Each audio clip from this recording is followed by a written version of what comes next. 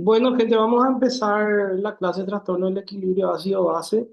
El tema de oxigenación y todo eso no voy a tratar, es más para la parte de ventilación mecánica, esa parte.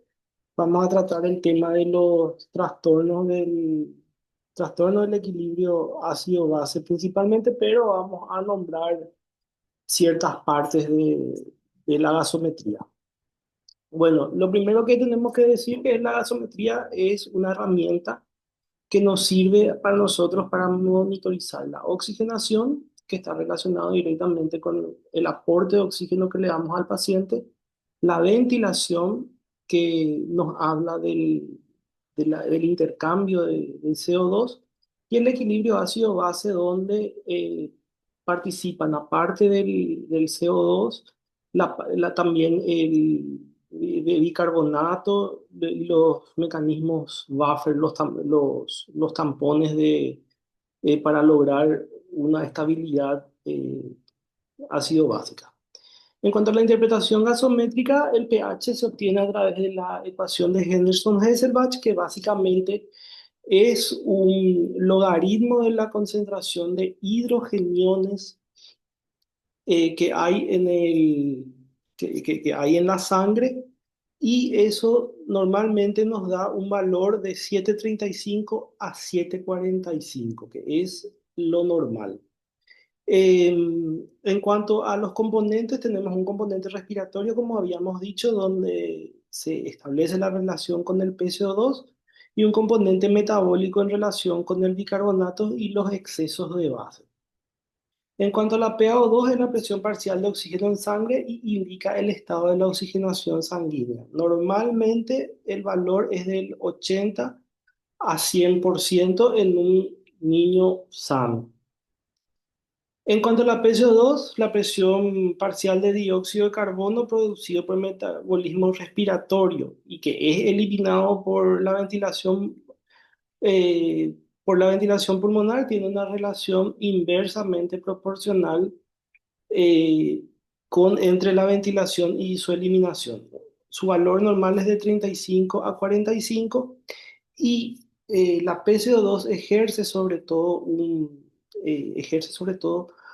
un valor importante sobre el pH, porque para hablar de equilibrio ácido-base tenemos que recordar que el ácido carbónico se transforma en bicarbonato y libera hidrogeniones para aumentar el pH, y a nivel del pulmón se transforma en agua y en CO2. O sea, es un proceso que va de ácido carbónico a liberación de bicarbonato de hidrógeno, y por la otra parte va también hacia la generación de agua y de CO2. Entonces, por eso es muy importante la presión arterial de CO2 en el paciente cuando nosotros evaluamos el equilibrio ácido-base. Si bien el organismo produce bicarbonato, una de las vías de eliminación muchas veces de este bicarbonato, una vez unido al hidrógeno, puede ser o por vía urinaria o por vía respiratoria. El mecanismo compensatorio más rápido normalmente suele ser la vía respiratoria, por eso que nosotros, cuando tenemos alguna alteración, vemos más bien una alteración respiratoria primero, antes de que una respuesta renal. La respuesta respiratoria es más rápida, actúa inmediatamente con las elevaciones de PSO2. La respuesta renal tarda un poquitito más en compensar. En cuanto al bicarbonato, la cantidad de bicarbonato en la muestra sanguínea normalmente está elevado en la alcalosis metabólica y en las etapas de compensación de la acidosis respiratoria, y es el principal buffer del organismo. Su valor es de 24 a 28 miliequivalentes normalmente, pero este valor no se obtiene directamente por la gasometría. Lo que obtenemos es basado en un cálculo entre el pH y la PCO2. Los gasómetros actuales te sacan ese valor, pero realmente es basado en cálculos que hacen de acuerdo a los valores que van teniendo. Y ahí tenemos el bicarbonato real y el bicarbonato estándar. El bicarbonato real es el bicarbonato calculado en las condiciones actuales en las que se encuentra el paciente. Y el bicarbonato estándar que nos suele aparecer cuando nosotros cuando hacemos una gasometría, es el que está calculado en condiciones ideales de temperatura, oxigenación y ventilación.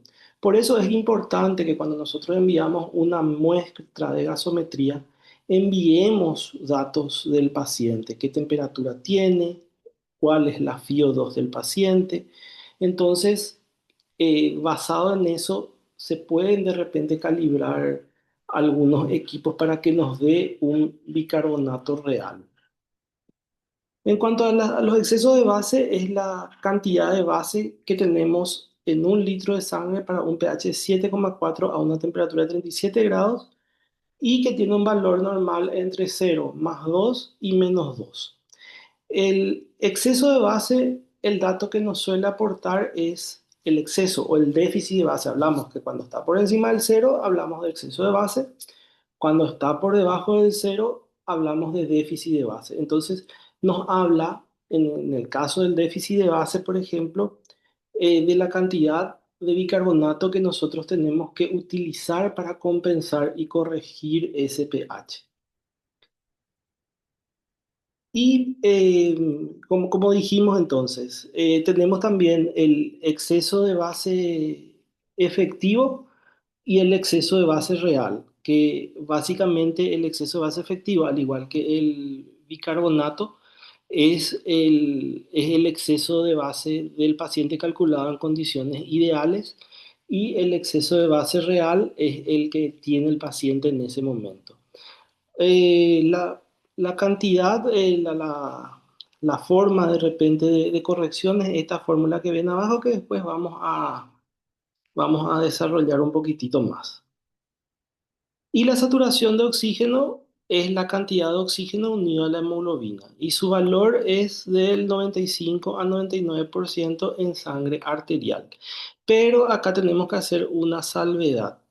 Esto es en un paciente sano, en un paciente que no tiene patología respiratoria respirando de repente un oxígeno ambiental. Cuando nosotros ventilamos al paciente o está con oxígeno, tenemos que considerar que probablemente la saturación de oxígeno sea mayor y el paciente esté oxigenando mejor porque nosotros le estamos aportando oxígeno. Y también tenemos que ubicarnos en el tipo del paciente. Por ejemplo, un paciente asmático no vamos a esperar que tenga una saturación de oxígeno de 98-99%, porque de por sí ya es un pulmón enfermo. Entonces podemos tolerar límites un poquitito más bajos. Lo mismo en pacientes que tienen fibrosis pulmonar, en pacientes que tienen alteraciones crónicas, fibrosis quística. En ellos podemos tolerar incluso saturaciones de oxígeno un poco más bajas porque su cuerpo básicamente ya está acostumbrado a una hipoxemia y no volvernos locos y esperar que todos los pacientes saturen 100%, porque el oxígeno alto crea radicales libres que destruyen el pulmón y a su vez pueden producir fibrosis.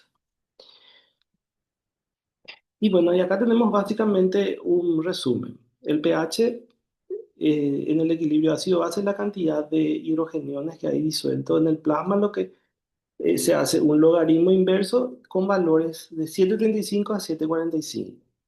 La presión arterial de dióxido de carbono o PaCO2 con un valor de 35 a 45. La presión arterial de oxígeno o PaO2 con un valor normal entre 80 a 100 milímetros de mercurio. El bicarbonato con un valor normal de 22 a 27 y el exceso de base de 0 más 2 o -2, que es lo normal. La saturación de oxígeno tiene que estar en valores normales mayor a 90 y menor a 100. En cuanto a la edad, también nos tenemos que ubicar en los pacientes. Sobre todo es importante también en los recién nacidos por el tema de la toxicidad que tiene el oxígeno para ellos, la alteración la alteración retiniana, incluso la alteración pulmonar que puede, el daño pulmonar que puede producir en neonatos intubados. De repente en lactantes y niños el daño general no es tanto como lo es en los neonatos, pero igual la fibrosis pulmonar por el exceso de repente de oxígeno es algo que tenemos que cuidar. Y también tenemos que manejar las tablas porque no toda acidosis metabólica requiere corrección de bicarbonato y no toda acidosis metabólica es por un bicarbonato bajo. Entonces tenemos que evaluar nuestros valores, ver cuáles son los valores normales y con eso empezar a tolerar un poquitito más ciertos niveles que están un poquitito, ¿cómo se dice?, bajos o, o normales dentro de la edad del paciente. Acuérdense que en pediatría, a diferencia de los adultos, varían las necesidades de acuerdo a la edad del paciente, sobre todo por el tema del metabolismo. Entonces, conocer bien las tablas y no desesperarnos porque todos saturen 100%, porque todos tengan una PaO2 de 100%, porque todos tengan una PCO2 de repente entre 35 y 40. Tenemos a veces un paciente PCI, un paciente fibroquístico y queremos que tenga una PCO2 de 38, 40, sabiendo que su pulmón no da para ese intercambio. Y en cuanto a la gasometría sanguínea normal, acá tenemos los datos arteriales y venosos. Eh, Normalmente la gasometría arterial es un proceso muy doloroso, invasivo. Eh, lo ideal siempre cuando tenemos un ingreso de un paciente que está grave es hacer una gasometría arterial para saber dónde estamos parados. Pero posteriormente, una gasometría venosa también nos puede aportar muchos datos del estado metabólico del paciente. Eso sí, tenemos que saber qué, qué variaciones va a haber entre la gasometría arterial y la gasometría venosa, porque básicamente la gasometría venosa es sangre que pasó ya por todo el cuerpo, que perdió oxígeno, que captó CO2. Pero en pacientes que ingresan al servicio, que ingresan a la terapia, que están con un trastorno respiratorio, la arterial sería la ideal para ubicarnos en el paciente y posteriormente cierto manejo con gasometrías venosas. Paciente respiratorio como un síndrome de estrés respiratorio, ese sí tiene que tener una gasometría arterial para evaluar idealmente el estado el estado ácido básico y sobre todo de oxigenación y PCO2 del paciente. Pero si es ya un paciente que ya está fuera de peligro, que ya es de repente para un control, que tenemos que hacer ajustes mínimos, la gasometría venosa nos aporta muchísimos datos, pero tenemos que conocer eh, cuáles son los valores normales para tampoco desesperarnos y esperar que tenga los mismos resultados que una gasometría arterial. Incluso muchas veces si queremos hacer ciertos cálculos como el índice de oxigenación, eh, qué sé yo, la PAF y eso, es más ideal la gasometría arterial que la gasometría venosa. Y actualmente, por ejemplo, se está utilizando también la SAFI de repente, que podría ser un poquitito más fidedigno, pero que una gasometría venosa en ciertos casos. En pacientes respiratorios, ideal gasometría arterial. Y bueno, en cuanto al método convencional, para calcular el pH, tiene como eje central el bicarbonato, que es el principal amortiguador del líquido corporal, que por lo que hablamos anteriormente, tiene la capacidad de unirse al hidrógeno para producir ácido carbónico y posteriormente agua y CO2, y viceversa, tiene la capacidad de liberar hidrogeniones. Pero, ¿qué pasa con el método convencional y la fórmula de Henderson-Hasselbalch? Que solamente la fórmula de Henderson-Hasselbalch considera el bicarbonato y la PaCO2, pero sabemos que en el organismo existen otras moléculas que generan también, que son también buffer. Uno de ellos, por ejemplo, eh, es la albúmina, está también la hemoglobina y están los electrolitos disueltos como el sodio, el cloro. Y, y tenemos que saber que estos también ejercen un efecto buffer. Entonces, por eso es importante siempre calcular la brecha aniónica en estos pacientes. ¿De qué nos va a servir la brecha aniónica? Nos va a servir para saber si la acidosis que nosotros tenemos es directamente por déficit de bicarbonato o esa acidosis es por algún déficit de otras bases, el paciente está de repente albuminémico, hay de repente una eliminación de cloro, de sodio, bicarbonato, o sea, ahí entra el tema de la acidosis hiperclorémica, la de origen renal, o sea, pero el exceso de base básicamente la brecha aniónica básicamente lo que nos va a dar son esos datos que nosotros no obtenemos a través del método convencional y que es importante calcular, porque nosotros directamente vemos paciente con acidosis y le encajamos bicarbonato. Y el bicarbonato básicamente tiene una acción de 2 horas, se elimina posteriormente, entonces nosotros tenemos que ver para eliminar la causa subyacente mientras le damos tiempo al organismo a que vaya, a que vaya compensando esa acidosis. Bueno, y ahora vamos a entrar ya en el tema de acidosis metabólica. Bueno, el tema de la acidosis metabólica, la definición es el desorden clínico caracterizado por un pH bajo, menor a 7,35, con una concentración de bicarbonato disminuida e hiperventilación compensatoria. Los efectos clínicos, bueno, primero que nada vimos luego ya la hiperventilación, básicamente ¿por qué se produce esto? Porque el bicarbonato se está consumiendo, se está uniendo al agua y a los hidrogeniones y está produciendo agua y CO2.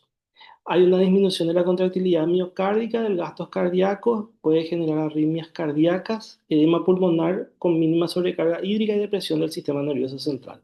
¿Por qué vemos esto? Bueno, como ustedes saben, la contractilidad miocárdica depende del transporte transmembrana a través del potasio del potasio y calcio. Entonces, eh, el ingreso del potasio dentro de la célula depende mucho del pH del paciente.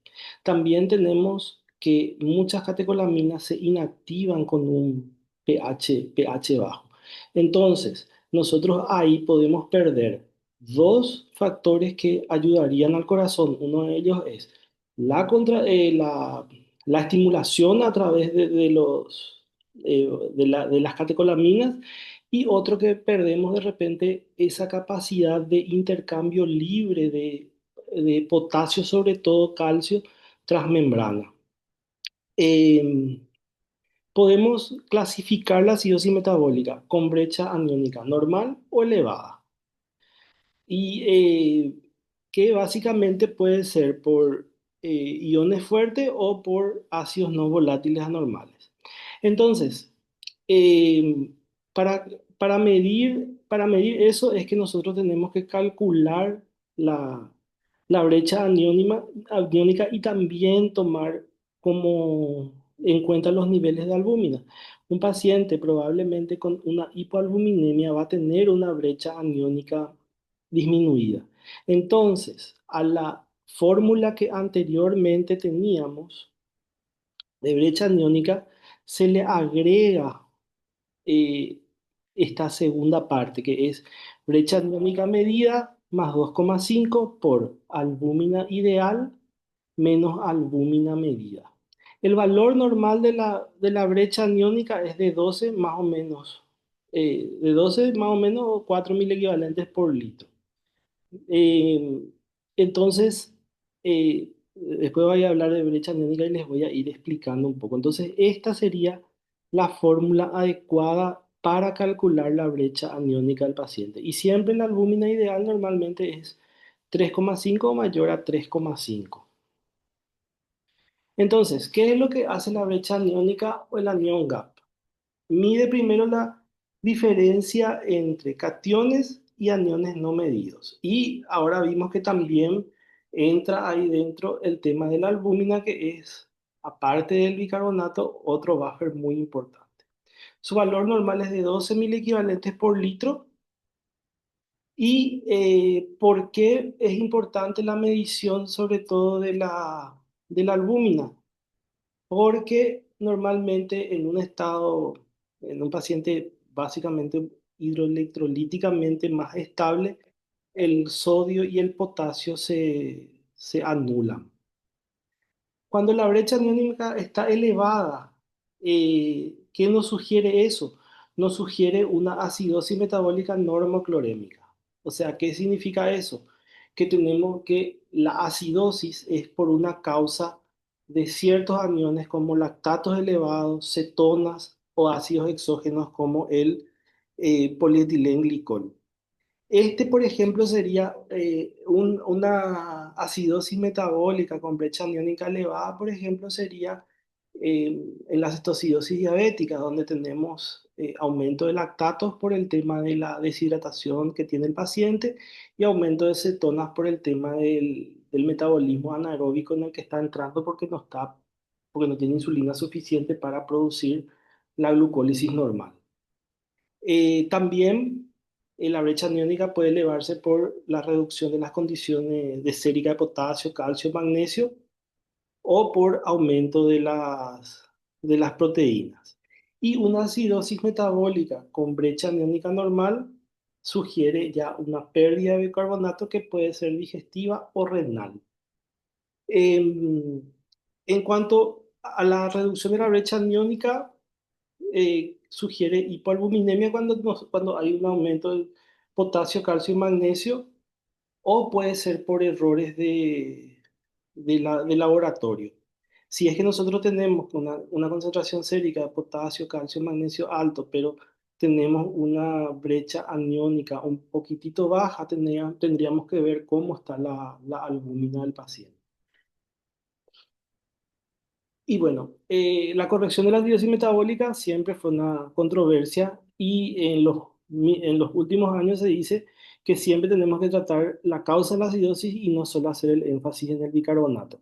Porque la administración de bicarbonato, como les dije, trae, primero que nada, eh, funciona básicamente 2 horas, o sea, te compensa al paciente 2 horas y después se elimina por vía renal, se elimina por vía respiratoria, o sea, no, básicamente hacen el cuerpo lo que tiene que hacer y sigue su proceso y se elimina. Entonces, nosotros siempre tenemos que, para salvataje, le podemos hacer bicarbonato, pero tenemos que tratar la causa que nos está produciendo esa acidosis. En el caso de una cetocidosis diabética, le hacemos su insulina, le hacemos su suerito, le hidratamos al paciente. En el caso del choque, le compensamos al paciente, compensamos su choque, tratamos de perfundirle normalmente, que disminuya el lactato, que disminuya el metabolismo anaerobio, que desaparezca las causas que están produciendo muerte celular. Aunque dice que en pacientes con insuficiencia renal aguda se pueden beneficiar con un pH de 7,3 para disminuir el riesgo de terapia de reemplazo renal. Pero siempre importante tratar la causa. Y también, acuérdense, en neonatos cuidamos mucho el tema de administración de bicarbonato, sobre todo por el tema de los cambios de osmolaridad que produce a nivel,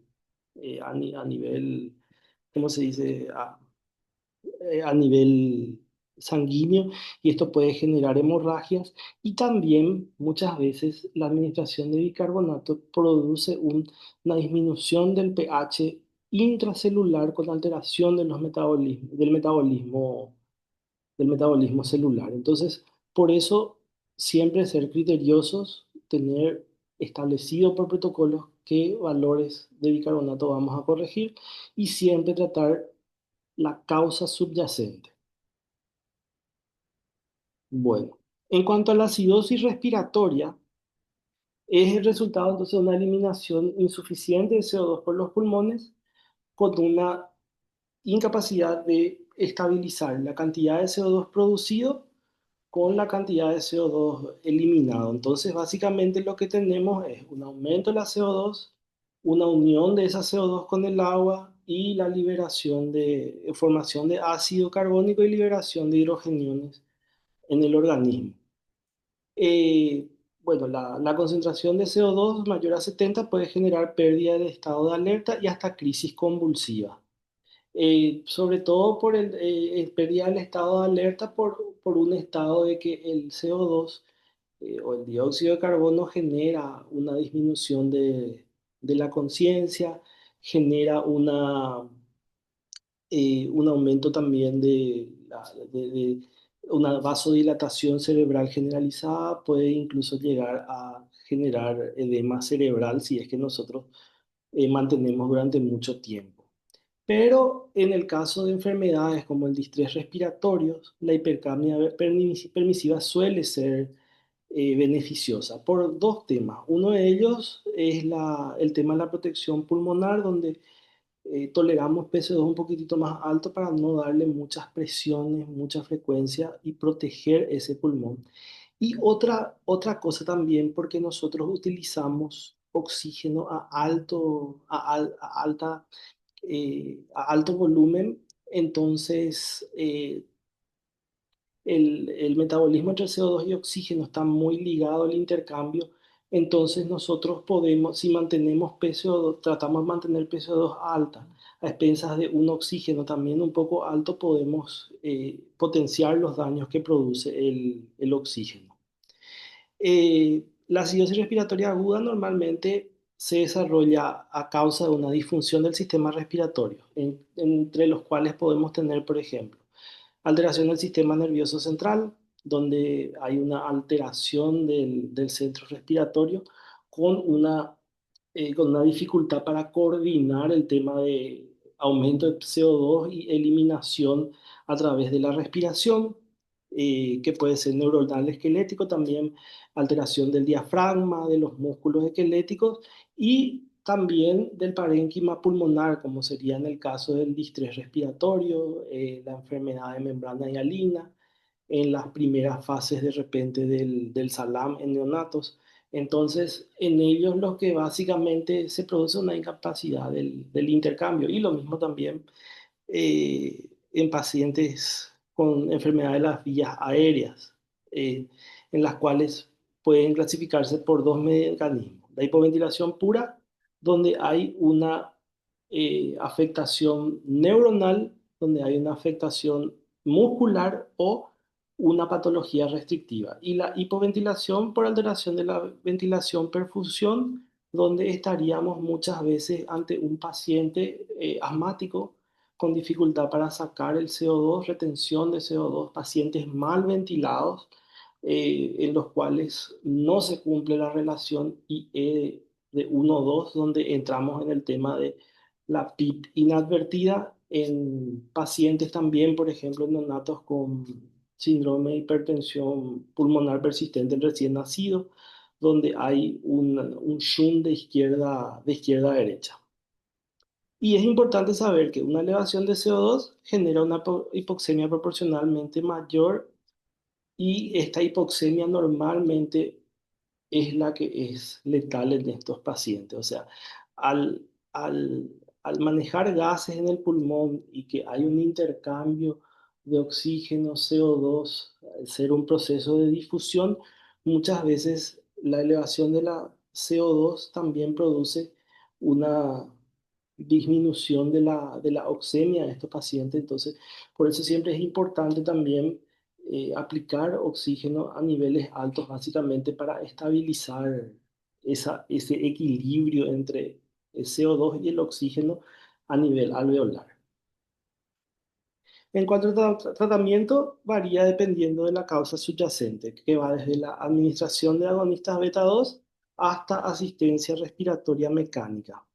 Y como dijimos, tenemos que considerar siempre la administración de O2, ya que la hipoxemia generada por la hipercapnia aumenta la mortalidad del paciente. Pero siendo cauteloso de no administrar niveles muy altos y sobre todo siendo cautelosos con los pacientes crónicos respiratorios, los que tienen una fibrosis pulmonar, lo que hablamos del paciente con fibrosis quística, los pacientes asmáticos, los pacientes que tienen broncodisplasia pulmonar. En ellos entonces puede el oxígeno alto si es que nosotros le hacemos al paciente inhibir su centro respiratorio y empeorar la retención de CO2. En cuanto a la alcalosis metabólica, entonces se caracteriza primero por la elevación sérica del bicarbonato y el pH arterial, junto con un aumento de la PCO2 que es secundario a la hipoventilación compensatoria que se da en estos pacientes. O sea que básicamente lo que hace el organismo es una hipoventilación compensatoria. ¿Qué busca con eso el organismo? Eh, lo que busca es desplazar básicamente hacia la izquierda la reacción para que el ácido carbónico libere hidrogeniones para bajar el pH. En la patogenia hay una pérdida neta de ácido o acumulación de bicarbonato en el líquido extracelular. ¿Y cómo pueden darse estas pérdidas? Pueden ser gastrointestinales o renales y muchas veces también pueden ser iatrogénicas por aporte exógeno en caso de correcciones mal calculadas o exceso de repente de líquidos, de líquidos con efecto Basler. Hablamos de una alcalosis grave cuando el pH supera los 7,55 y eso está asociado a mayor mortalidad. ¿Cuáles son los mecanismos compensatorios que hace el organismo cuando tiene alcalosis metabólica? Y bueno, primero un aumento de la filtración. Al aumentar la filtración en el asa de Henle, ¿qué hace? Elimina el exceso de bicarbonato que está teniendo el paciente y esto lo hace a través de transportadores especiales en las nefronas, sobre todo en las asas de Henle. Eh, Algunos mecanismos que interfieren pueden ser la contracción del volumen, el paciente debido exceso al exceso de eliminación de líquido para eliminar estos hidrogeniones puede llegar a disminuir un poco el volumen sanguíneo, deshidratarle un poco al paciente, por eso siempre es importante mantener una buena hidratación en el paciente con una alcalosis metabólica. Otra cosa, el bajo filtrado glomerular también puede impedir esto, sobre todo en pacientes renales, por ejemplo, con insuficiencia renal, donde el paciente está oligúrico y no podemos contar con el riñón para eliminar el bicarbonato que tiene el paciente. Deficiencia de potasio, hipercloremia y exceso de aldosterona también se describen dentro de este cuadro y la hipercapnia. Los estados clínicos asociados pueden ser los vómitos, donde nosotros tenemos pérdida de repente a través de los vómitos de ácido clorhídrico y de ácido clorhídrico y entonces el organismo trata con la pérdida de cloro y hidrogeniones, entonces entra en una acidosis metabólica. Exceso de aldosterona cortisol y algo muy importante, el uso de diuréticos de asa otiacidas.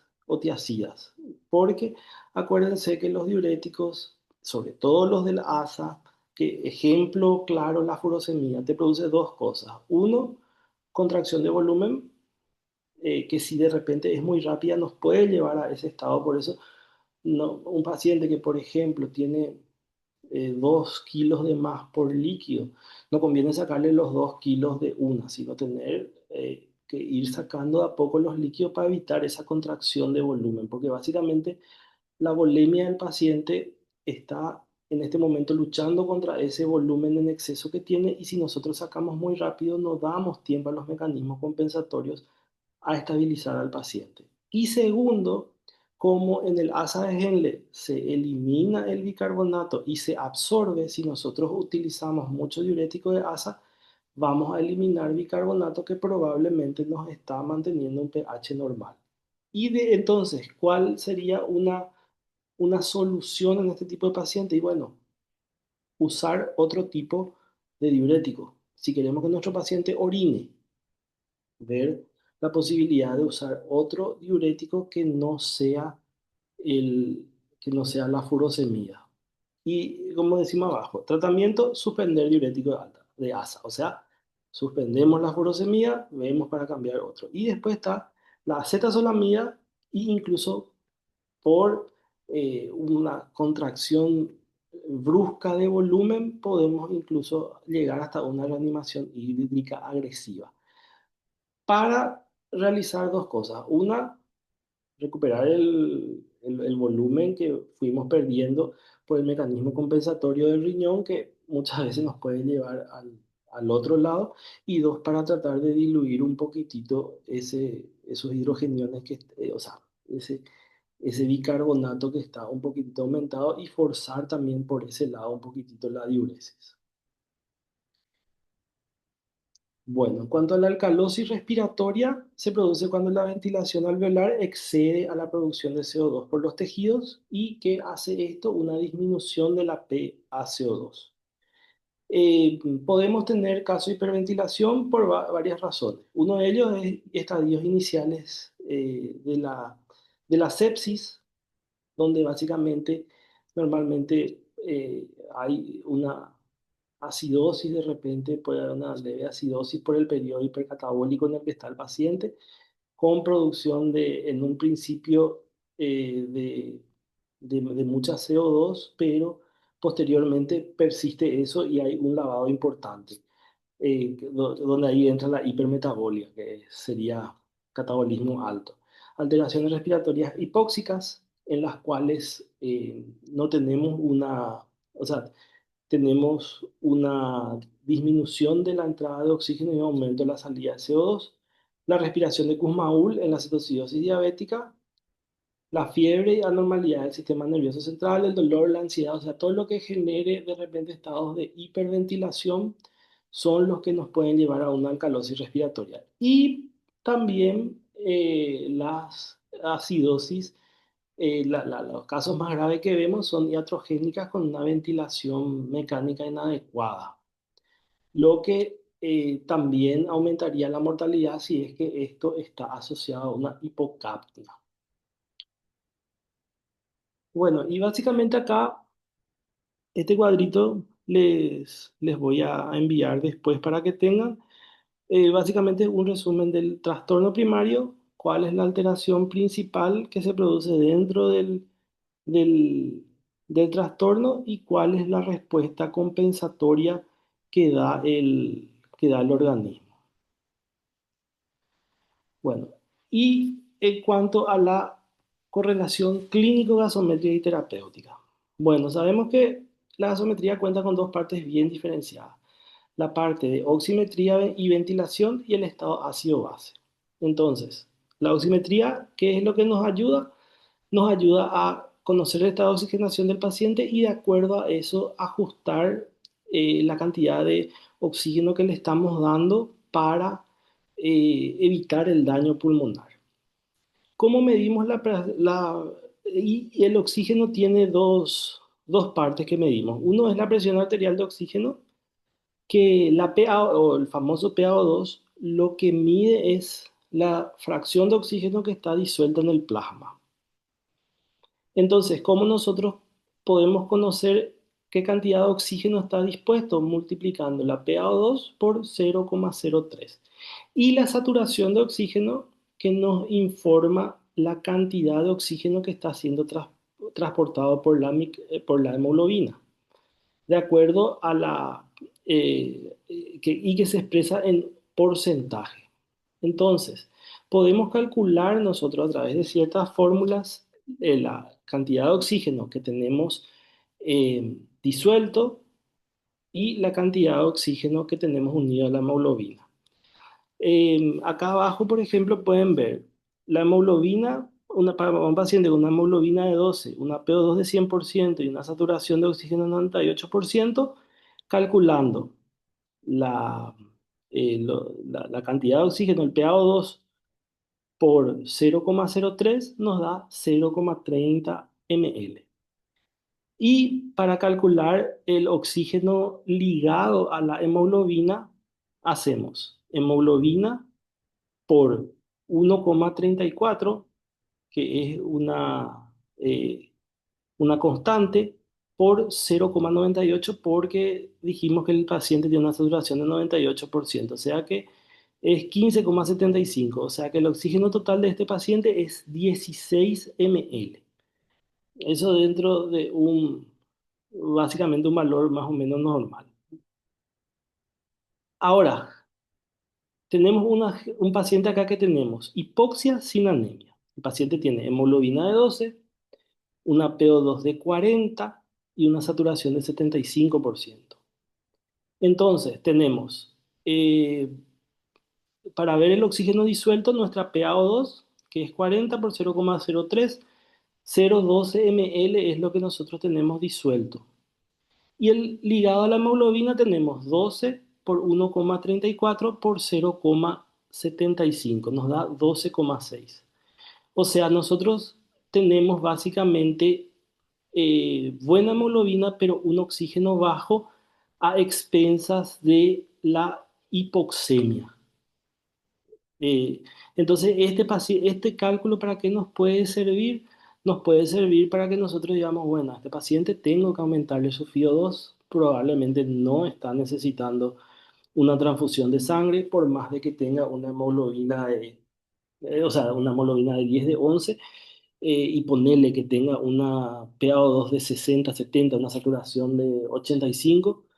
Está un poquitito bajo, pero todavía dentro de niveles tolerables. Este paciente, por ejemplo, su problema es aporte de oxígeno, no es transporte. Y en otro caso, este ejemplo de abajo tenemos anemia sin hipoxia, donde tenemos 4 gramos de hemoglobina, una PaO2 de 100 miligramos y una saturación del 98%. ¿Cuánto tenemos disuelto? Si tenemos una PaO2 de 100 y vamos a tener 0,30 ml, que es lo normal. Pero, ¿qué tenemos bajo? El ligado a la hemoglobina, pues tenemos bajo nuestra, o sea, tenemos baja nuestra hemoglobina, entonces solamente estamos transportando 5,25 ml, o sea, nuestro oxígeno total es 5,55. Entonces, en este paciente sí tenemos que hacer una transfusión. Esto, bueno, el caso de una hemoglobina de 4 es obvio que le vamos a hacer una transfusión, pero ¿para qué nos sirve este cálculo? Para el paciente que está en una hemoglobina entre 7, 8, 9, que tiene una patología respiratoria y que nosotros de repente decimos, le hago no transfusión a este paciente. Porque a veces pues decimos, no, está baja su hemoglobina, entonces le voy a meter glóbulos rojos concentrados porque está en periodo hipercatabólico.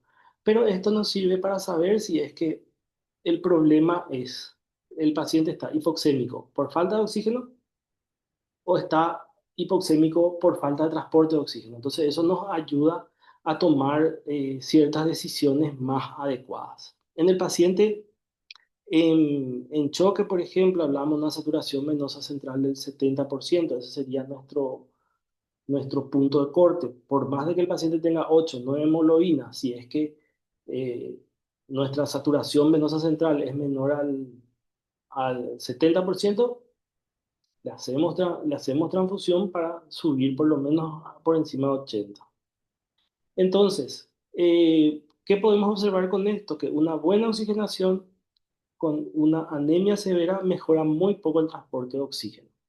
Eh, Como les digo, este caso es una hemoglobina de 4, pero ¿para qué nos serviría para un paciente que está con una hemoglobina de 8, de 9, donde nosotros no tenemos una buena oxigenación o no llegamos a la oxigenación que nosotros buscamos y queremos? Y en cuanto al balance ácido básico, puede ser evaluado, como dijimos, a partir de dos determinaciones, porque los demás valores deducimos de forma secundaria. El pH, que representa la concentración logarítmica de iones positivos, y la PCO2, que mide la presión arterial de dióxido de carbono que está disuelta en el plasma. Y es lo que refleja posteriormente el estado de ácido base. O sea que todos los cálculos que nosotros hacemos se obtienen a través de estos dos parámetros. Como dijimos, el bicarbonato se obtiene a través del cálculo entre el pH y la PCO2. Y ahora entramos en las tres reglas de oro de la gasometría, que realmente una vez que entendés es muy interesante. ¿Y para qué sirve? Yo pensaba realmente que era solamente para calcular las modificaciones de pH. Y no, había sido que es más profundo que eso. Bueno, ¿qué nos dice la primera regla de oro?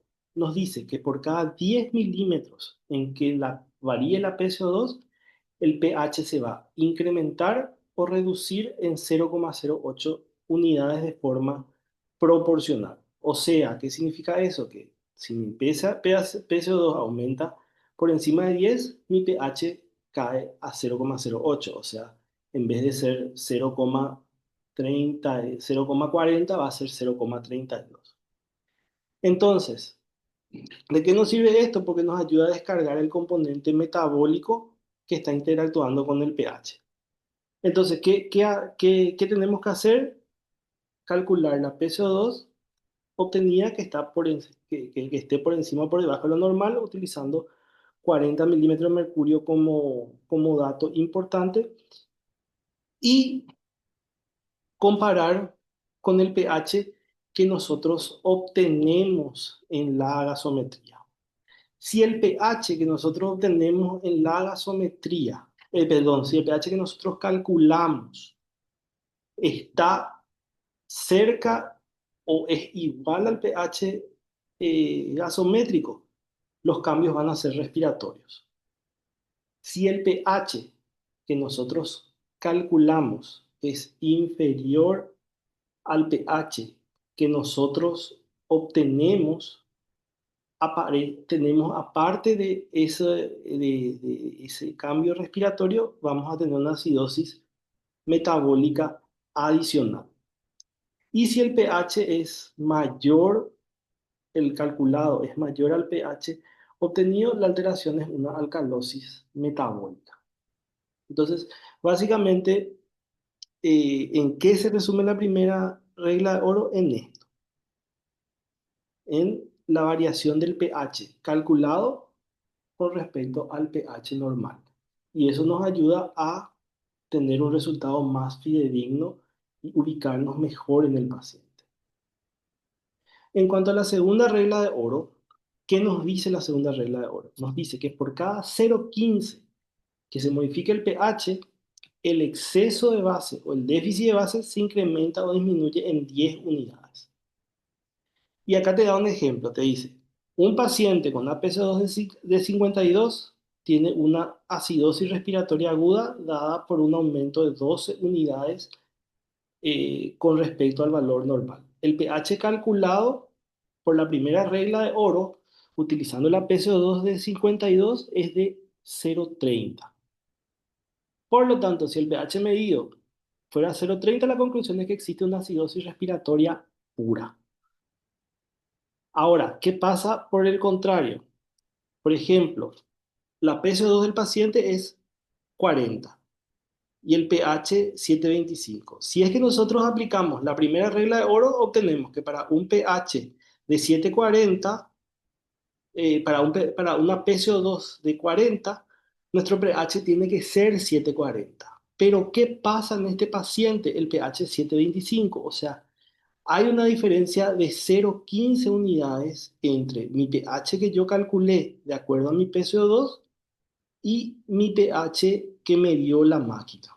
Entonces, aplicando la segunda regla de oro, este paciente debería tener 10, un déficit de base de -10. O sea, este paciente está en una acidosis metabólica pura. Y si tenemos una PCO2, por ejemplo, de 50, en este caso elevada, y el pH de 7,26, al hacer nosotros el cálculo por la primera regla, nos debería dar un pH de 7,32. ¿Por qué? Porque la PCO2 está a 10 milímetros de mercurio por encima de lo normal, lo que significa que el pH tiene que bajar 0,08. O sea que mi pH es 7,26 en este caso y según la primera regla me sale 7,32.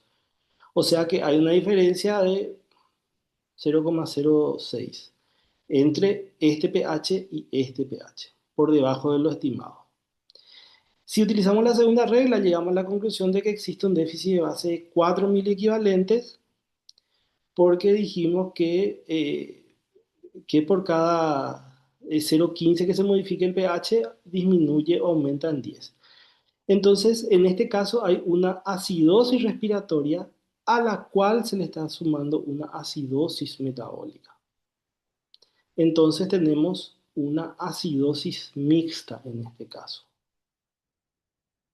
Y si tenemos una PCO2, el cuarto ejemplo, de 32, con un pH de 7,26, según la primera regla, me sale que tenemos que tener un pH de 7,46 y hay una diferencia de 20 entre el pH real y el pH ideal del paciente.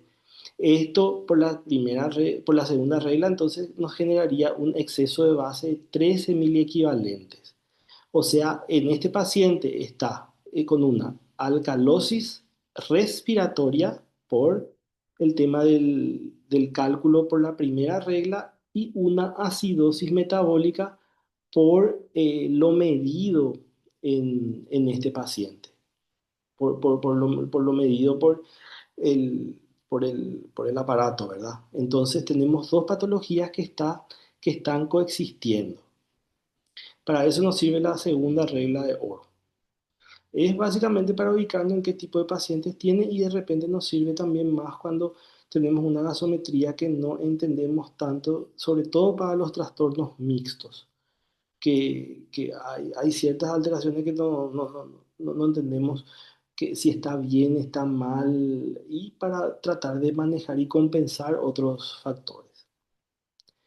Y la tercera regla de oro básicamente es la fórmula que nosotros conocemos para hacer las correcciones, que es la cantidad de mil equivalentes de bicarbonato por reponer y que la fórmula es déficit de base por kilogramo de peso por 0,3. Y no debemos corregir más de 10 puntos a la vez, al igual que el sodio, porque acuérdense que el bicarbonato tiene sodio y esto produce un aumento de la osmolaridad transitoria. Entonces tenemos que tratar de hacer la corrección lenta y máximo 10 puntos a la vez.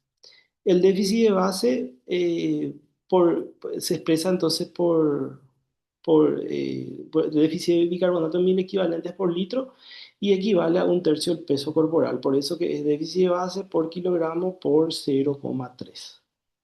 La corrección tiene que ser lenta, dijimos 1 a 2 horas. La administración rápida de bicarbonato solo está indicado en el paro cardíaco. ¿Por qué? Porque la administración brusca produce, uno, desplazamiento de ciertos iones dentro de la célula por el aumento brusco del pH, eh, y otro es que también produce un aumento de sodio, lo que podría aumentar la osmolaridad y eso llevar a disritmia cardíaca, sobre todo por la entrada brusca de potasio dentro del corazón y convulsiones por alteración del medio interno, como por ejemplo la hiperosmolaridad, hipernatremia, acidosis paradójica, el líquido cefalorraquídeo, alteración de la hemodinamia, y en neonatos puede producir hemorragia cerebral. Bueno, eso creo que es todo. No sé si hay alguna pregunta, algo, hasta acá algún mal que acongoje su alma.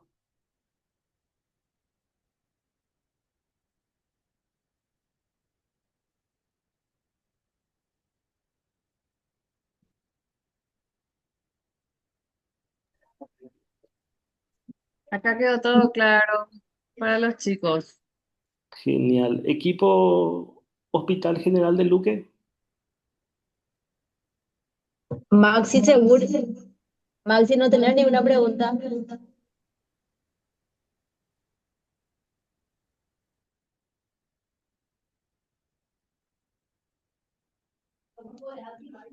Hola, ¿y se me escucha? Sí. Eh, con las tres reglas yo puedo decir si fue primero la calosis o la acidosis. Mira, si es que es de repente pura, vos decís, es alcalosis o acidosis, pero lo que nos sirven las reglas son de repente para determinar más cuando la alcalosis y la acidosis son mixtas. Nos sirve más para diagnosticar los trastornos mixtos. Ahora, ¿qué vino después del huevo y la gallina? De repente es difícil porque viste que vos pues le sacás en el momento la gasometría y ya tenés el dato del momento. La evolución no vas a tener. Ahora, eh, de repente que una acidosis se te transforme en una alcalosis puede ser normalmente por iatrogenia de repente, por hiperventilación del paciente o exceso de bicarbonato. Por eso también de repente es importante hacer una corrección de bicarbonato en 2 horas y a veces tomar una gasometría en mitad de la corrección para ver si es que ya se compensó o requiere continuar todavía con el aporte de bicarbonato en el paciente. Cosa que por cuestiones logísticas nosotros no solemos hacer. Le hacemos la corrección en 2 horas y después le sacamos, pero lo ideal sería siempre en mitad de la corrección, hacerle hacerle una gasometría. Los neonatólogos suelen hacer eso, o suelen hacerle la mitad, le controlan y después, si es que requiere, le hacen el resto. Sobre todo por el miedo que ellos tienen de las hemorragias y la hiperosmolaridad que le genera el bicarbonato de sodio. De hecho, los neonatólogos no son luego muy candidatos de de las correcciones. Y en caso de pediatría, por ejemplo, en los pacientes con choque, por ejemplo, que tienen también de repente una acidosis metabólica a causa del choque, eh, se está también preconizando más el uso ahora de líquidos de cristaloides tamponados, como el Ringer lactato, que tiene lactato, y eso ayuda también de repente a compensar un poquitito la acidosis y nos aleja un poco más de las correcciones bruscas con bicarbonato. No sé si respondí tu pregunta. ¿Qué pasó? ¿Guido? Sí. Acá tenemos una pregunta, dale, Iván. Sí, buen día, te quería preguntar más algo que normalmente se hace, pero, o sea, que se suele hacer a veces y que en teoría sabemos que no está bien. O sea, ¿qué pensás con respecto al uso de bicarbonato en un paciente con acidosis respiratoria pura, pero que persiste pese al ajuste de parámetros? Digo, famoso acidosis respiratoria porque le tocamos ya, pero persiste con 6,9, 6,8. Y digo, teniendo en cuenta las acidosis nomás, que tipo ya también ya afecta al estado hemodinámico, ¿se beneficia con, no, con el uso de bicarbonato? Pese a que no es ese el problema. Y bueno, y ahí entra, muy interesante la pregunta. Ahí iba a ser mi opinión personal realmente, porque estuve leyendo y no encontré algo de eso. Yo creo que si es que vos tenés un paciente que está hemodinámicamente inestable, con un pH un poco bajo, eh, que te inactivaría los inotrópicos de repente, eh, tolerarle una PCO2 un poquitito más alta y corregirle el bicarbonato y tratar después de compensarle a tu paciente. ¿Por qué? Porque si es que vos no mejorás el estado hemodinámico de tu paciente, que básicamente es de repente la causa de lo que le está produciendo esa descompensación al paciente, que le está produciendo la acidosis y todo eso, tenés que activar, por decir así, tus inotrópicos para lograr la respuesta correcta, para que el paciente salga de repente del choque, para que tenga una buena hiperperfusión, que ese paciente no siga en metabolismo anaerobio, que ese paciente no siga teniendo apoptosis celular y posteriormente tratar de ajustar de repente tus parámetros ventilatorios para poder eliminar el exceso de PCO2 o tolerarle una PCO2 un poquitito más alta. Pero esa es mi opinión personal. No sé si Marlene o Nati también pueden contarnos, Gustavo también que está presente, qué piensan ellos. El tema, bueno, El tema de ello que si nosotros le hacemos su corrección, como él expresa nomás una acidosis respiratoria pura, le vamos a poner bicarbonato y vamos a aumentar mucho más la acidosis. Ah, sí, es acidosis respiratoria pura y yo creo que nosotros tendríamos que tratar de manejarlo eso con la parte ventilatoria del paciente. Por eso, o sea, en ese caso de que sea una respiratoria pura, yo creo que no es conveniente el hacerle bicarbonato. No sé, la otra, realmente la doctora Marlene, hermano, se me viene a la cabeza, quiero escucharte, doctora.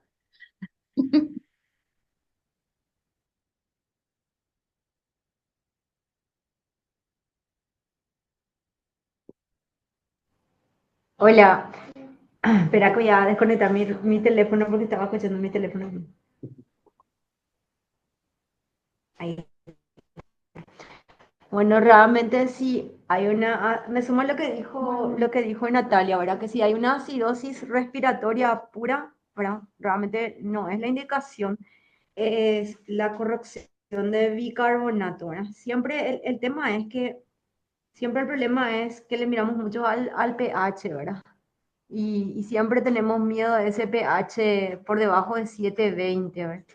Entonces, siempre decimos que tenemos que mirarle al contexto del paciente y evaluar si esa acidosis respiratoria solamente se podría corregir con la modificación de los parámetros o había otra valoración que hacer. Ejemplo, si su ventilación perfusión está deteriorada por una sobrecarga de volumen, por ejemplo, en donde hay veces que descargándole al paciente podría ayudar a mejorar su BQ. Entonces, la respuesta sería evaluar el contexto del paciente y además de la modificación de parámetros, evaluar el estado hemodinámico del paciente que me permita salirme un poco del líquido, secarle un poco para ver si con eso podríamos mejorar el intercambio y lavar un poco la PCO2 de tal forma a que me permita corregir el pH, ¿verdad? El otro contexto que siempre le tenemos miedo es esa acidosis respiratoria pura, en donde nuestro pH está ahí entre 7 y 6,9. Y en eso no, yo no corregiría bicarbonato, al contrario, siempre miraría esa BQ y sí qué más podría hacerle con el paciente, ¿verdad? O sea, ese sería el contexto, ¿verdad? En la mixta podríamos discutir si tenés cierta ventana de parámetros ventilatorios, siempre mirando si tus parámetros te permiten todavía mantener esa protección pulmonar, podríamos corregir bicarbonato, pero no tampoco irnos al extremo en donde la lesión pulmonar por ese aumento de parámetros ya sería más dañino para el paciente. Incluso en muchos casos, por ejemplo, tipo el distrés respiratorio, donde tenemos una retención importante de CO2 para mejorar la ventilación perfusión, también solemos usar de repente inodilatadores para favorecer la relación ventilación-perfusión a nivel pulmonar, ¿verdad? Que está básicamente restringida por las presiones altas que usamos. O sea, tenemos estrategias ventilatorias y hemodinámicas para tratar de compensar eso.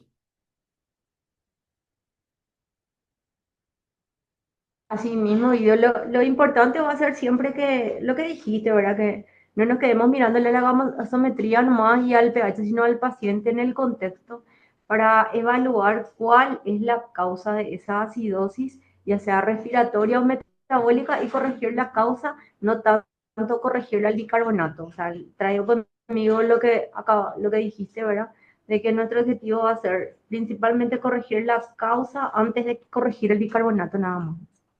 Y yo creo que la única patología en la que no corregimos bicarbonato, por más de que esté acidótico, suele ser la cetoacidosis diabética, que porque el protocolo nos dice no corregir, solamente corregir en este caso, en este caso y en este caso. Después, el resto, demasiado queremos meterle bicarbonato al paciente. Entonces, pero como les dije, o sea, el bicarbonato funciona 2 horas. ¿Por qué? Porque después ya cumple su función y se elimina por riñón. Entonces nosotros tenemos que tratar de compensar lo que nos está produciendo la acidosis, mientras que el medio interno del organismo también se va recuperando. Acuérdense que la respuesta del organismo tarda 24 o 48 horas en casos muy graves en compensar ese pH, pero mientras tanto nosotros tenemos que hacer todas las medidas posibles para eliminar la causa subyacente de eso.